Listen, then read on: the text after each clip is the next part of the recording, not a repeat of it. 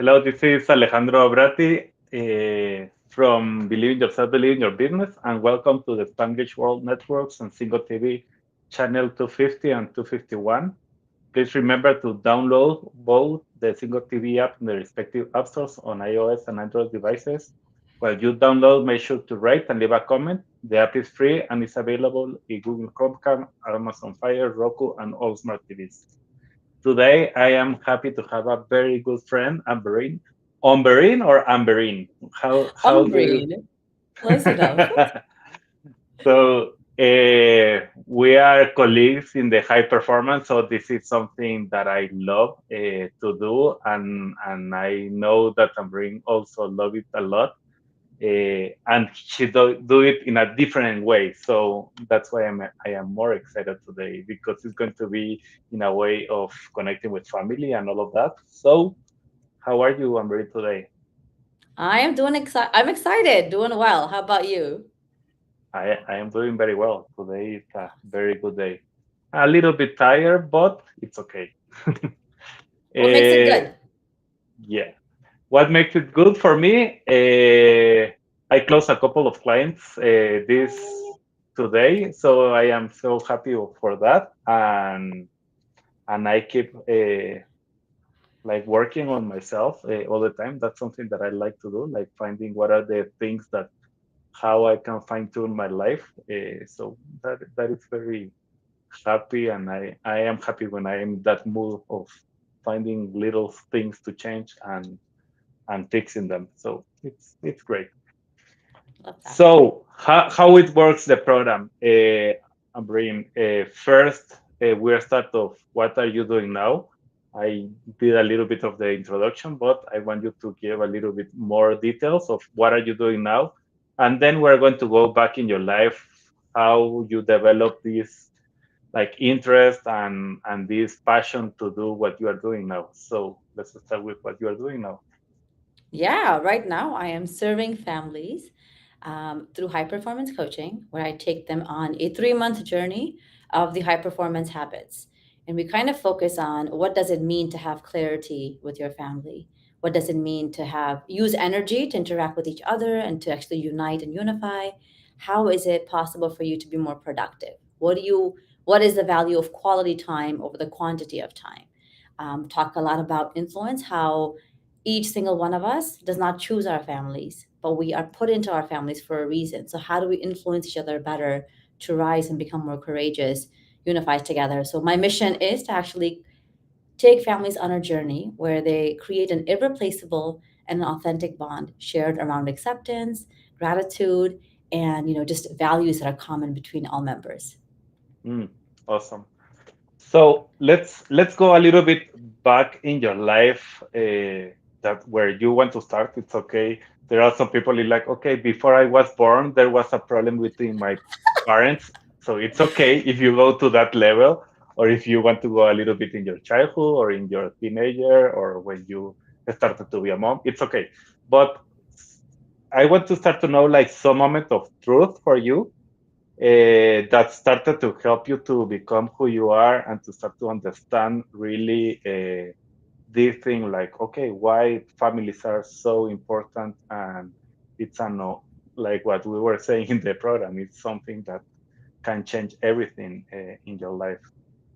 Yeah, so I would say the reason why families are so important to my life is when I was 16 years old, we were people who were practicing Muslims. I made a mistake and I thought I wasn't going to be forgiven from that mistake. So I started to work a lot harder to strengthen my spiritual connection. And then at the age of 18, I got into a pretty brutal car accident where anyone that saw the car looked at my face and they were like, "How are you alive?" My grandfather, my maternal grandfather, was with me in that moment. He went through a lot of difficulties, in that accident, and as we got hit by this huge SUV, he last moments he remembers the SUV is coming on my side, hitting me like bam, and he passes out. And I don't know the severity of the car because you don't really process that in that age. But it was like a scene from a movie where there were five different areas that you can actually get to that lane the accident was on. and every single one of them was blocked off. There were 6 ambulances in that area, fire engines, and my parents didn't know where this is back in the day. It's like no cell phone kind of day, right? You're just like, so I literally am running now, and I found somebody who's just crossing by before the police came, and I called the police. I called my mom and I said, I'm on these cross sections, I got into an accident. And my mom's like, those don't really, they don't ever unite, I don't know what you're talking about. And so what that led for me was this necessity to understand that I am still alive for a bigger reason. Um, Mm. Everyone, including my grandfather, thought I was dead. So when he, became conscious again, the first question that he asked was like, "Where is Umber?" And that's what he would call me for, like a nickname. And my mom's like, "She's totally fine. Everything is great." And he's like, "You're lying to me. I know she's dead." And I think that's where kind of personal development and self development became part of my life even more so. So the first one was more spiritually connected. And then at the age of 18, I started to develop myself as a person. And by the time I was 21 years old, I was rock solid, like mentally, emotionally, physically, spiritually, so connected. And this concept of congruence that we talk about in high performance, knowing who you are and what value you can add by serving other people was something I began to live by a lot. So. So just to understand a little bit, when you said that at 16 you were doing a mistake, what was the mistake, Hmm. if we can know? So I started to like a guy, okay? And it Okay. was like a no-go zone. Like in in our family, these values were things that you're not messing around with, right? Like you're not going and pursuing any relationships. You're not getting like talking to a man that you like, a boy that at that time that you liked. And so I started to develop this interest, and I couldn't really contain it as much as I wanted to. I didn't do anything bad. I never went on a date with him, but there were still pit stops, like actions. Like I would be on the phone with him sometimes, and I would feel so guilty and bad because I'm breaking a value that my family had set, which was like a boundary that no one crosses over. Where, my friends were all dating. They all had boyfriends for years and they were in very intimate relationships. But for me, I thought that was like the biggest sin. And I was like, oh my God, I'm going to hell. I'm hellbound. And so, But this is really okay. Let me ask you then. So now, with all the knowledge that you have right now and the wisdom and everything that you have developed, do you still consider that that was a mistake, or how do you see it? so I actually started to realize and recognize that there are two types of relationship that we have with our creator. Um, One is a fear-based relationship with with our creator, with the universe, what I want to call it, the thing that puts you on this planet. And there's a love-based relationship. So until the age of 16, I was very love forward. And then I was like, oh my God, I'm going to hell and I'm scared of God. So I would say I needed that lesson, right? I wouldn't say it's a mistake. I wouldn't say I did something bad because now that I think about it, I literally laugh in my head and I'm like, wait, you thought that was like a sin that's gonna get you to hell? But I think, because in our household it was such a ginormous thing that I slipped and I fell and I became really, a bad human or a bad Muslim, that I thought I was gonna, like drill into something bad. So was it a mistake that I needed? Yes. Do I look at it like it was actually a big mistake in my life? Not at all. No, and I am asking you, and I am curious on this because, for example, in my case, I was raised in a Christian family, and the church where we were going, it was like you had to say hi to a girl with your hand because you can give a kiss. That it's Hmm. like a sin, and it was something very bad to do. So at the end, you start to develop exactly that fear-based faith that Hmm. everything is about fear and you are going to go to hell if you start to do this and this and this, and suddenly everything is a lot of rules that you stop living. You are just following rules or you are trying to break rules. Any of both, depending on the age that you are.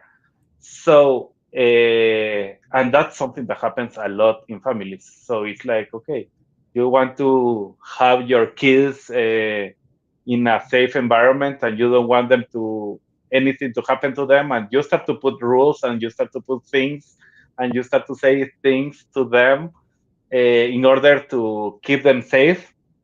But at some moment they have to start to live, and they have to know that there is a life out there. And if you have them in a bubble, suddenly uh, things that you don't want happen. Yeah.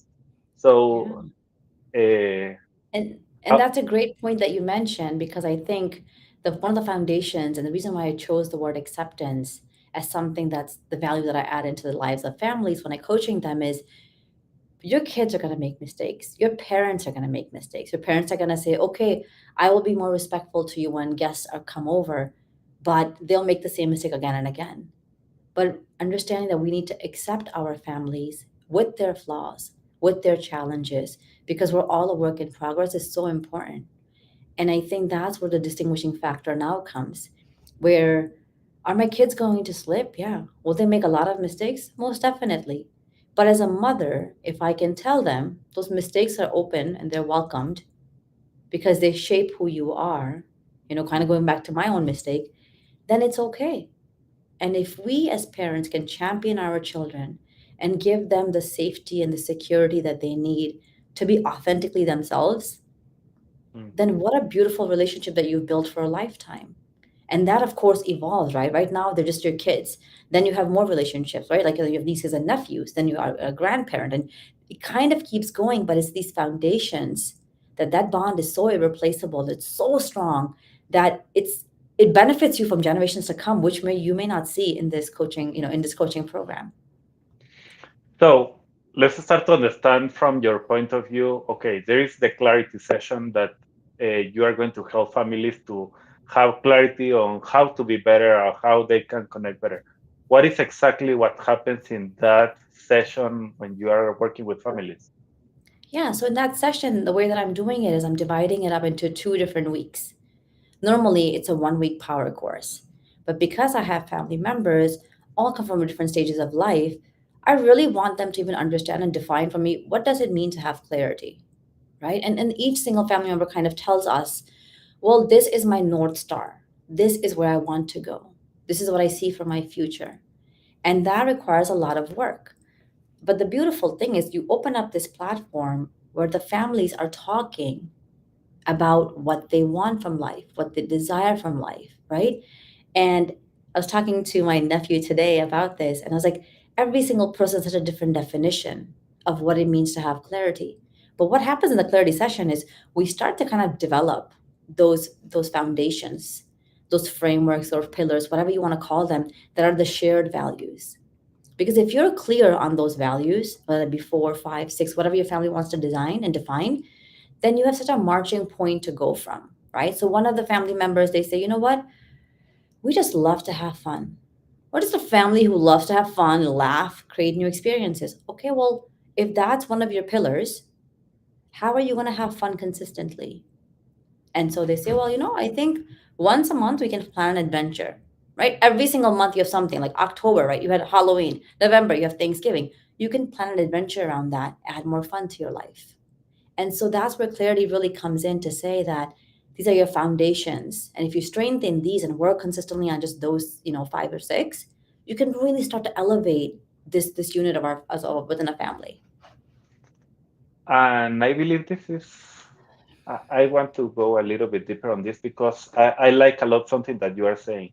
Normally, when I am working with business owners and people in the business side, talking about values is like, okay, of course, I have to know what are my values in my company. And that doesn't mean that everybody knows, but normally it's more understandable to have like the values and beliefs and all of that in the business environment to Hmm. grow and to start to know how to do it. But that is not something that, at least from my point of view, happens in families. It's like we guess that these are the values. We guess that because the way my grandmom is talking to my mom and my grandpa is talking to my dad, uh, those are the values, or the way they Hmm. are punishing me on these things, these are their values. But Hmm. normally, at least in my experience, family doesn't have clear what are their values and what is exactly what they are looking for as a family. That's your experience, or what have you find when you have been working with families? Yeah, I think it's beautiful because every single family has their own journey, which is why the word authenticity is so important to me, right? Like, you are you, Alejandro, and I am me, right? You and I may share similar experiences because we're both high performance coach with the same exact academy, but that doesn't mean our lives are the same way or we value the same things, right? So it really pushes families to define what that is. And the reason why the clarity piece is so important, and also this I think goes into a little bit of courage as well, is like a family will say, well, we just want to have fun. But then you design this whole adventure and everyone's going on, to this adventure in Thanksgiving, and you guys have booked a really nice, lovely cabin and done whatever you needed to do. And then at the end, they're like, well, my friends are going to have like a Friendsgiving. I really can't go. But then you say, remember, you had defined that fun with the family was one of your core values. So now you have clarity to say, well, what's more important? The commitment I made to my family months ago and we planned it, or the ad hoc request that came, with my friends. Either answer is fine, as long as you can respectfully convey that to the other party, whoever that is. And I Mm. think that's where the key is, because you find like a lot of times these families don't even know that they're already living into their values, right? Mm. Like similar to what you said. Like in our home, respect wasn't something my mom preached. She was never like, we value respect in every single person. No, it was just like a given, right? Because we saw it. We saw it with every interaction that you had. We saw this with my dad. Every single person he respected, regardless how they spoke down at him sometimes. And it's it's like, so there's no one way of doing it. Every single family has similar themes. They have, challenges with communication. They have challenges with acceptance. They have a mindset that's not serving the family. They see that they're not taking out time for each other. They say they value one another, but there's no commitment of time. So these are some of the themes that keep coming up. And that's where this disconnect happens, right? So my intention is to kind of like make you into like this unified, unit. But most of the families that we see now are disconnected because although they say this is important, they're not focusing time and effort into it. So let's go now a little bit with your family, with you, like as a daughter, maybe, or as a wife, or as a mother. Uh, Hmm. how this process has been changing now with the perspective that you have right now. Okay, when I was a daughter, this was happening. When I became a wife, this started to happen. And when I am a mom, and I know that mom of 2 years old is one thing, of 10 years old is another thing, of 15 Hmm. years old is another thing. So how everything has been developing and changing in your life, and even what challenges have you found? Yeah, I love that question that you asked. I think it kind of puts me in a place to kind of go back and do the work. When I was a daughter, I was very obedient. Like my dad one time told me, "You can't drive on the highway." And I said, okay, dad. No questions asked. Okay, dad. I never went on the highway. And then 3 years after, I'm talking to my sister who just got her license a year before. She's like, yeah, when I'm on the highway, I went on the wrong ramp. So I like, you turned back in. And I'm like, wait, you went on the highway? Dad said we can't go. And she's like, dad doesn't know. So for me, whenever my parents said something, I just did it. I didn't really question it. And I took that same mindset into my marriage, where whatever your spouse says, because he's a man and he knows better and he knows more, that's the cultural training that we get. You kind of just accept it as it is. So I did. I blindly trusted him, and sometimes I felt like it was wrong of me to trust him. But what I started to do is I saw myself in my marriage carrying out the same lifestyle that my mom had. So similar relationship with my mom and dad was kind of something that I was repeating. And I knew it wasn't good for me because when I was a daughter, I would kind of speak up to my mom and tell my dad, "Hey, dad, don't do that. That's not nice." And so that kind of transferred into my marriage. And then when I became a mother, I think you're always evolving. You're right. Like I always tell everybody this, like, hey, when they're young, it's a physical drain. You just need like energy and power to get through it. But when it becomes a mental conflict, oh, that's like next level. And I joke around and I say that's why the kids are little, right? And then they grow up. Imagine a kid being born and you have to start dealing with those mental challenges right away. You're not prepared for it. And so what I've noticed is a lot of the upbringing, the values that I think are important, the respect, right? Respect everyone, regardless of how old they are, how young they are, whatever it is. The one thing where I've changed and pivoted from my own upbringing is this sense of my kids have full authority to correct me. The the biggest thing is respectfully. So my kids can say to me, "Hey, no, mom, I don't really want to come to the library. I just don't feel like it. And last time when I went, you didn't spend time with me, so I really don't want to go this time." They can say that to me. So now I have a choice to say, "Oh, do you want me to spend time with you today? Because I can. If not, next time we'll do it." And so then that conversation changes.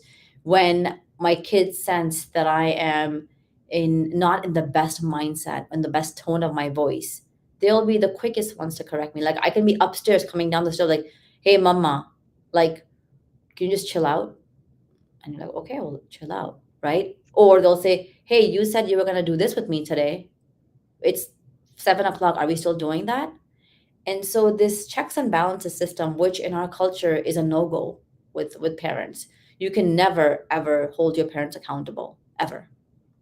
You know, the other thing is that in our culture, we people hit their kids, right? They smack them. So that's one rule, and that was cute. I was having an impromptu dinner with a lot of my nephews that kind of just came in yesterday, and one of them is like, "Wait," he's asking my son, "Wait, you never been hit before?" And he goes, "No." He's like, "Your mom never hit you before?" And he's like, "No." He's like she did. And it was so funny to watch him because you're like, "Oh, that's normal in your house." He's like, "No, she doesn't hit us." So in our culture, it's very normal to do a little spank here and there to fix the kids up. And they say that that intimidation and fear will help you kind of keep them accountable or make them better humans. So that's something that I haven't done because I think the reason why we abuse somebody else is because we have our own shortcomings that we can't deal with. So we project onto them something that's not our best selves. Mm, wow. So you talk a lot of points. Let me ask you a couple of things. So you were saying like you were like doing the same things that your parents were doing in your marriage. Hmm. When, how was the awareness of reviewing that, and what did you do to change that? So what began, I mean, the awareness part of it, I think it came and it left because I wasn't focused on awareness. At that time, for me, it was more like survival, just get by, do what is needed. And that's what I think a lot of moms who stay at home do.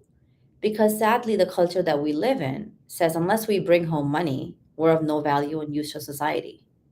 Mm, And I chose, I 120% chose because I was working before my son was born. And I told my, my husband at that time, I said, once the kids start coming, I am really not going into the job market and working. Because for me, the primary focus, and I really believe this, I have this really fun word. I call myself ex mom, which is like a superhero mom. And her commitment and dedication is to her family. Is I was born in a way to raise these children as best as I can.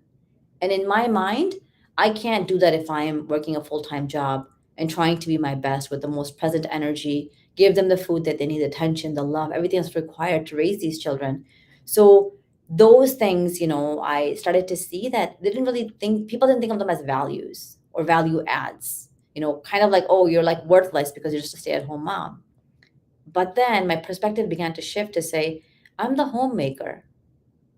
I'm the person who's saving hundreds and thousands of dollars of daycare. I'm the person who has everything done from the bills are paid on time to the groceries here to every single day fresh food. I make bread every single day at home, like fresh bread. I don't do it as much now, but back then when the kids were younger, their laundry is done, the whole house organized, is clean. Every single thing that I'm doing, I got started to embrace that and appreciate that. And then when my daughter was a little bit older, I went back into the job market, and that's when a lot of things kind of began to change where I had to reassess myself. So that's what I would say are some of the things that I did. And the way that it kind of piggybacks off of what my mom did is my mom worked a full-time job after coming to America. Before that, she had never worked. And seeing her being completely present with us, regardless of what shift she worked. There was a time she worked night shift. She would come home at 4 in the morning and she would make fresh bread for my dad. every single morning. No rest, no break, no nothing. And kind of going into a routine of just serving us, sleeping maybe 3 to 4 hours a day, if that. And I remember that I felt like mom never was not around. She was always around. And so for me, it was important to do the same for my kids because when we came to America, we were a little bit older, you know. So, Awesome.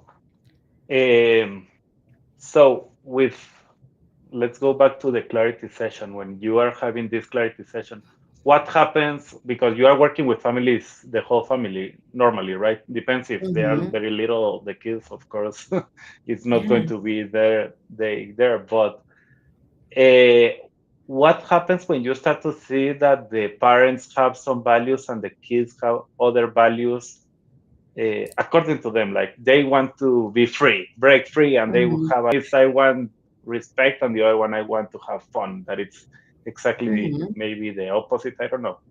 Just guessing here. How you help them to connect those Yeah. different So ideas of life? And I think that's such a key question, right? Because we're all different, value different things. So the beautiful part about this program, which I have not seen, heard anyone do, is I take them on a journey together, and then I have private sessions with each member too, which is why that session is broken down into 2 different weeks. Because the intention is to holistically understand the unit, take the nuggets and the goodness that they're telling me in private, which they may not be able to communicate with their family because they haven't worked up the courage to do it. They don't want to offend their loved ones. And then I kind of tie it all back. Because while I'm doing my one on one, let's say with a second son, okay, the other family members, depending on how many there are, they're doing their own assignments. They're in a breakout room talking amongst prompts, or they're in a breakout room journaling. They're in a breakout room doing work on clarity. So if I were to ask, what is the most 5 important values for you? Everyone writes it down on their own time because I'm working with one person right now, and that person is kind of communicating similar things. You can come back and you can share that list, and you'll start to see that a lot of them are similar. They may not be the same words, but they're similar because these parents have been raising these children with these values. They just haven't been vocalized, and um, they haven't been like formed in a way that become foundations. And if there is, of course, always there is like that's not going to work. That's not going to work. Well, how important is that value for you? Right. How important is freedom for you? Okay, well, great. And the kid's like, that's my number one value. My parents don't give me freedom. Okay, let's work on that. What does freedom mean for you? What does freedom mean for their parents? Where can the both of you meet in the middle to understand freedom in a new way? And remember, the more accountable that you are in leveraging that freedom to benefit you and to be in integrity with your family, the more you'll start to get it. This is like common practice, right? We trust our children more when they become more trustworthy. Mm. We show up better for ourselves when we can, like our families, when we continue to show up better for ourselves. So it's like this beautiful dance of we can all start here, but by the next 3 months you're going to make a ginormous progress where it's just becoming these habits are kind of just becoming who you are as a unit. And there is a lot of questions that comes to me. But for example, even when I am a dad, I am going to ask this question. It's like sometimes it's cultural thing. A lot of families are like more in the side of, okay, the thing that happens in the house has to be the mom, everything that happens in the house, and the dad is the one that is bringing the money and everything that you were saying. So in this case, what you are talking about, this type of relationship and understanding and doing the high performance for the family, it seems like okay for the mom and the kids. Maybe it's a must because they are in that struggle. But Yeah. the dad is thinking like, why I have to be involved if I am not doing all those activities? So that's a guessing in my head, like that Mm. that I believe that happens a little bit, maybe a lot. So how you bring the people, like even the parents, the father, to say like, okay, it's important to me there to be there, not only the mom but the dad too. and not only the kids but the teenagers too, because that's another Mm-hmm. challenge. Like the teenagers doesn't want to hear about this because I am tired of new things. Yeah, or like tired of doing things you want me to do. I think that question is so valuable because we do live in a culture where the mom lifts a lot of the weight when it comes to family and upbringing. But the one thing that I share with most of my clients is you were put on this earth when you brought this children, like when you brought this child to life, right? This child did not exist. You created this child and you brought this child to life. You have 9 months to prepare for this role, right? At least you can understand what kind of a father do I want to be in that 9 months. You can never prepare to be a parent. I think it's a work in progress, but you can identify what it means for you to be a father. You can identify what it means to be for a mother. And if you can tap into that and say, you know what, I want to be a semi involved dad. Like, I'm not going to be changing 20 diapers in a day, but I can do one a day. Okay, great. Diaper changing is one of the most beautiful ways research shows that you actually build a relationship between your child and yourself. Your child knows your touch, your child feels your touch. Without talking, the both of you are connecting. Okay, the dad says, you know what, I don't really care about the whole family shenanigan and jargon. I'm just gonna go make money, come home, eat my food, watch my TV, go to sleep, do the same thing again. Great. Well, every single parent, in my mind, is a leader. Okay. And that's why I love this definition that I've kind of put in my own head is like each one of us, when we become parents, we are leaders. Either we are conscious leaders, making our children grow to be the best of who they are, or we're just mundane and unconscious leaders. We're just kind of going about the day, not too worried about what your kids are going to do in the future. Because then later in life, you really can't be sad that you have no connection with them, you have no bond with them, that you have no values together, that you're not grateful for each other. There's no connection, right? You can't really be sad for those things. So when you put it into that perspective and you say to the dad, like, remember that the day that they turn 18, they might never come back and look at you again because you didn't show up for them the way they expected you to, because you didn't lead the family. The other thing I think is key here is like men, right? In general, men love to be patriarchal. They love to lead, right? That's what they feel like they're meant to be. The reason why I'm the breadwinner because I'm leading the family into something and I'm providing to them. Well, what kind of a provider do you want to be? And how does that impact your leadership in this? If if 10 years later your kid comes up to you and says, hey dad, I have everything in the world. I have all the gadgets, all the great shoes, all the amazing clothes, but I don't have a connection with you. I don't miss you when you're gone for your week-long trips. That's gotta hurt. Mm. So it's time for everyone to step up and do this together. And just because I have to say it, but for example, in my case, as a dad, I understand what you are saying that you have 9 months to prepare. But in reality, at least in my case, what happened is I really started to see what was reality and what was going to happen the day that he was born at the hospital. Not the other 9 months. I was like, okay, I don't know what to expect. And even the bonds, it's a little bit difficult because I don't have it in my body, you know. So at the end, Mhm. that was something that for me, my wife was always telling me, "Oh, you have to do the first one was born in Panama. It's like you have to be like the kangaroo that you're going to have the kid like hugging like all the time." And I was like, "No, that's bullshit. I don't want that. That's not something that I Mhm. want." And no, and you have, and she started to give me a lot of ideas of how to connect with my kid, and I was exactly like against all of that. Mhm. And the day he was born, the minute that he was born, I started to do all of that. Yeah, but see? but until that moment, I realized I want that, and I even was kicked out of the room where all the babies are because I didn't want to leave him, you know. But I didn't know about that about me until he was there. Yeah. The But minutes before, I was like, I don't know, I don't want to be like doing all of this stuff. yeah. And I think it's so different, right? For a mom, she's going through the changes. She feels the child in her, right? So she has no choice but to prepare. But for a dad, all you see is like your wife, your lady, your partner keeps getting bigger and bigger, right? Cranky, madder, bigger, no sleep. Like she's becoming someone you're like, oh my Hormones God, are like, right? changing a lot. Exactly. Like, when does this come to an end? But the key is exactly what you said. Your partner started to kind of, in your mind, plant seeds. Started to plant seeds, give you ideas, things you weren't really receiving, right? Like openly, but they were being planted in you. And the second that you saw your child, and I think the same happens for many other fathers, is there's something magical that happens in that exact moment when you see your child take its first breath.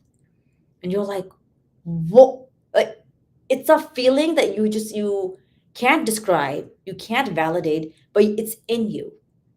So that feeling is the charge that you need to become the father that you need to become. In that moment in time, do you have to have clarity? Do you have to know that gratitude is your top value? No. But you do have to know that this child matters. I'm going to do everything I can to influence this child to be their best. And that's where that shift has to happen. Mm, mm, I love that. So after the clarity, what I know that there is a lot of sessions, but what are the next one that you want to talk a little bit that it's important when you are working with families? Uh, Courage or how is it? Which one is Yeah. or influence even? I I don't know. Yes, and I'm so glad you said those two. So I want to start off with courage because I think that we look at courage in a very different manner. But courage is like small acts of doing things that you thought you couldn't just do. Simple, Mm, small acts that you were like, oh, I didn't know I had that in me. And the reason why courage is so important is because what we talked about a little bit, like, what if every single family member defines values differently? You have to have the courage to say that, hey, dad, this is really going against our value, right? We have to have the courage to say, I can't do Thanksgiving with you guys this year. I know we were really really trying to, but I gotta talk. I gotta be with my friends. That's more important in this moment. Courage is this beautiful dance of communicating eloquently with respect to get where you want to go. And I think in the world that we live in now, communicating is something that we don't do, especially with our family, right? The people we live with every single day, we communicate the least with, which in my mind is like the people that you live with every day, you communicate the least with, right? I know people who like the text their kid like dinner's ready. The kid's upstairs in the room, but you're texting them saying dinner's ready. And so, is as humans, is that the connection that we need? No, we don't. But how do you evolve that? How do you take the courageous, bold move to say, hey, I'm going to come into your room? And this is courage for a mom, right? Having to leave her kitchen when she's preparing dinner or is done with dinner, going up to the kid's room because you're like, man, I'm tired and exhausted. I have so much work to do. Going up to your kid's room and just politely saying, hey, kiddo, dinner will be on 5 minutes. If you can come a little bit earlier to help me, that would be great. That takes courage. That takes vulnerability. Because as parents, we don't want to ask for help. But how do we set up these kids for success if we're not asking them to help us with simple things that they have to do, like taking care of a household? So I think with courage, what you start to realize is people think courage is like jumping off of an airplane, right? Like skydiving is courageous, or going on the highest roller coaster, the fastest one is courageous. I think building a bond with your family is so courageous mm, because you're always going to have ups and downs with that. And I think the findings are pretty magnificent to say that courage is anything that requires me to take a deep breath, come up with a plan before articulating. awesome. And I am going to go quick because it's incredible, but it's already 40 minutes from the show. 20 That minutes. means that we have only 10 minutes. Uh, do you want to talk about another area like influence or another thing, or do you want to start to give like some thoughts on how people can really start to find a better relationship, better connection with their partner and with their kids, you know. Yeah, I think influence is a little bit of all of that, actually, what you said. So, my intention here is to influence you to prioritize your family, to make sure that this remarkable unit that you have been placed into is there for a reason. You have your mom and dad, even how difficult they are, every single kid and the challenges, how difficult they are, they're there to make you grow. And through your growth, you start to influence them, each other. You know, your family is the first unit of influence that you have, Mm, the first. And the influence begins in the womb. Your kid does not have to come out of the world into the world to be influenced by you. The diet your mom has during her pregnancy is influencing the diet this child will have because they're building neural pathways in their brains and they're knowing what they want. What are they getting addicted to, let's say, right? The energy your dad is creating with your mom, right, while talking to her in the house is energy that the child is sucking in. It's going to be something that's going to uplift the child or bring the child down, which impacts the child's health. And all these simple things and simple shifts that we can make are so profoundly embedded in this concept of influence. mm, So I talk about parenting a lot. Conscious parenting is how we influence our children. What does that mean to be a conscious parent? It means to know what you're doing, why you're doing it, because you recognize that you're a role model in this household. And if you mm, go into this simple mindset shift of saying, I am a role model, everything that I do, they will follow, or they will remember, or they will turn back to. Not what I say. My kids, most kids, including mine, will not remember everything that you say. We as humans don't. You and I are talking today, we'll probably take away 20% of what we talked about and take it back, right? But the way that you made me feel, I will take for years to come. The fact that you gave me this opportunity, which I'm so grateful for, right? To open up this platform where I can tap into so many people and let them know that, hey, you know what? There is hope. For every single family, there is hope. Just reach out, raise your hand. Teach your children, your spouse, your partner. I also ask for help, and that's okay because I'm influencing all of you to say, it's okay to ask for help because I really don't know everything. mm, And so I think as families, we fail to realize that our actions are so influential. And that action could be the tone of your voice mm. to something as simple as stomping as you're exiting a room, you know? And my kids and I have this, that they know. Like, if they're really mad, one of them, two of them will stomp and like go up the stairs really mad. And they know I'm like, hey, Baba, come back down. That's all I have to say. They come right back down. And now they walk up those stairs with more respect. Because I don't need that energy polluting the whole house because the influence you're still leaving behind through your actions. Mm. Well, that is that is really powerful. So I have a question in regards in the title for this program. We said empowering families. What is the meaning of empowering for you? For me, to feel empowered is having this understanding and this mindset that everything is possible, that the power lies within you, lies within me, it lies within us. And when we start to let culture, society, social media, whatever it is, dictate for us how to lead our lives, we give away our power. So, empowerment is this ability to keep control of your own power with your own mindset and how it is that you live about in your life. Awesome. I really love completely everything. So tell us a little bit how it's the work, how you work with families. If anybody that is listening is interested on contacting you, how they can contact you, how they can know a little bit more about this empowering Yeah. families, high performance coaching. Yeah.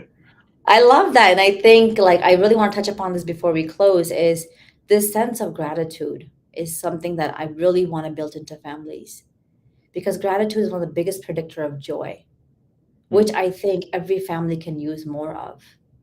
And when you start to appreciate the flaws of your mom and your dad and your siblings and your children, you start to appreciate who they are and accept them for who they are, even with all the baggage and with all the difficulties that they bring into your Mm. life. And the best way for anyone to reach me is, I'm on social media, every single one that you could possibly imagine, as just Coach Ambereen. That is my first name along with Coach. And, I would love for anybody just to DM me. If you want to just connect and just hop on a quick call, tell me the challenges that you're facing. And I would love to see how I can add value into your life. So reach out to me on social media, DM me, Coach Ambereen. My website is still in the making. So I cannot share that information with you, but I'm so looking forward to taking us on this journey of high performance driven family coaching, and hopefully make you guys come out a lot stronger and fully intact as a joint unit. Let me ask you a question that we do always as high performance, and I know that this was not a high performance coaching call, but I am going to ask you, what did you love about today? What I loved about today is this understanding that I'm very purpose driven, Mm, and my coaching company is called Tawakal Coaching. The word Tawakal is derived from an Arabic word which means having faith and belief in something greater than. mm. And that could be a belief in a better version of you, of your family, of your community, of this earth, of the universe, whatever you want to call it. But just something better, having faith in something greater for all of us. And today I got to tap into that purpose a little bit and share with every single person who's watching that there's greatness inside of you that's waiting to be unleashed, right? So just small steps every day will allow you to unleash it. And that gives me reason to actually live. And that's where purpose is so vital in my day to day. So thank you, Ambereen. Really, today for me was really good. I have done a lot of this high performance coaching, even with families, but not in this way. And I love to hear this, like how you are doing it and how you are developing. So Ambereen is somebody that I know for a long time, several, like, so I believe it's, if you are having some struggle with communication, struggles with knowing what to do with that kid that is doing whatever he wants and not what you want, and understanding what is happening between one and the other, or even with your partner. Maybe there is another issue with your partner. I highly recommend you to contact Ambereen and start to know if there is another way of doing it. Maybe the way you have been doing it is not working right now, but there is always another way, and that can be something that you can find with Ambereen. So thank you, Ambereen. It was really a pleasure to be with you today. Likewise. And Eh, sincere gratitude as well, Alejandro, for this opportunity and for you to share this energy and time with me. no, thank you. So, everyone, this show can also be heard on Spanglish Radio Network. Please check out spanglishworld.ca for all the news and programming. Spanglish World, watch it, hear it, read it, download it, and leave it. Thank you, Ambreen, and thank you all. Bye.